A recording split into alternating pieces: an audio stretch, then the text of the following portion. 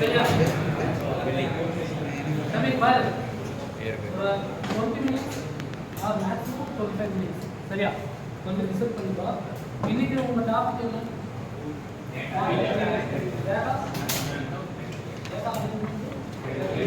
சரியா எவ்வளவு பேர் படிச்சீங்க எல்ஜிஎஸ் சார் எனக்கு புரியுது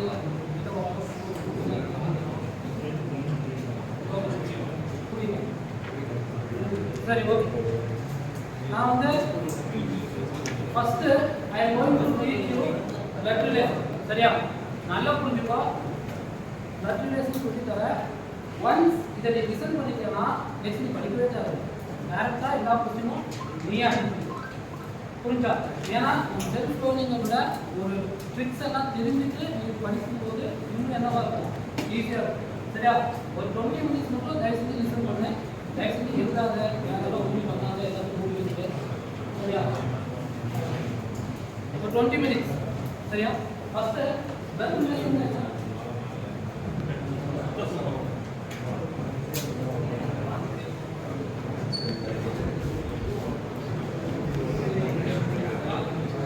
சரியா guys இந்தியா இல்ல wherever you go சரியா even for placement or higher studies eight exam எங்க போனாலும் UPSC TNPSC எங்க போனாலுமே blood relation கண்டிப்பா இருக்கும் சரியா minimum 5 marks கேட்கும் அதாவது ஒரே क्वेश्चन 5 மார்க் கேட்கும் இன்னாடி ஒரு மார்க் தான் 2 3 கேட்கும் சரியா so if you understand the concept ரொம்ப ஈஸி நீ வந்து படிக்கவே தேவையில்ல டைரக்டா போய் எக்ஸாம் எழுது சரியா ஃபார் எக்ஸாம்பிள் ஃபர்ஸ்ட் நான் இருக்கேன் சரியா ஃபார் எக்ஸாம்பிள் நீங்கள் சரியா உங்களுடைய பேரை வந்து நான் வந்து ஏ அப்படின்னு நான் கன்சிடர் பண்ணிக்கிறேன் சரியா நான் ஏங்கிறது வந்து நீங்கள் புரிஞ்சா ஏங்கிறது நீ சரியா உங்களுடைய பேரை வந்து நான் ஏன்னு வச்சுருக்கேன் சரியா நம்ம எல்லாம் என்ன பாய்ஸ் தான் பாய்ஸ் சரிதானே அப்போ ஏக்கு மேலே ப்ளஸ் அப்படின்னு போட்டால் என்ன சரியா சிம்பிளா ஞாபகம் வச்சுக்கோ ஏங்கிறது நீ சரியா ஏக்கு நம்ம ப்ளஸ்ன்னு நான் ஏன் மார்க் பண்றேன்னா வேற நம்ம பார்க்கும்போது அந்த பையன் தான் பொண்ணானே எனக்கு தெரியும் சரியா அதுக்கப்புறம் நீ வந்து கல்யாணம் பண்ணிக்க சரியா அப்படின்னா நல்லா ஞாபகம் வச்சுக்கோ இந்த டபுள் லைன் போட்டேன்னா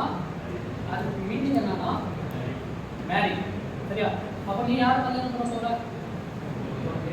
வைஃப் சரியா அப்போ அந்த வைஃபை வந்து நான் என்ன வச்சிருக்கேன்